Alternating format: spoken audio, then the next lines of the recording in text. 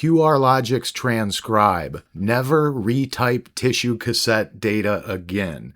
Instead, drop a cassette into the cassette caddy, select Capture Image, watch it transcribe that text into digital actionable text.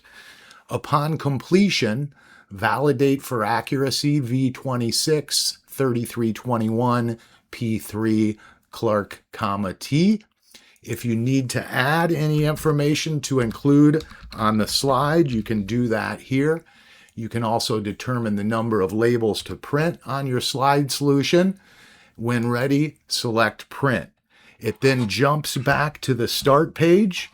Drop your next cassette into the caddy, select Capture Image, watch it transcribe that handwritten text into digital actionable information, J23-2241-P1 long, D.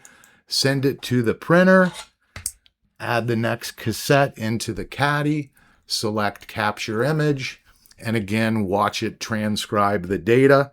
Upon completion, validate for accuracy, and then send it through. The cycle continues on and on and on. It's that simple.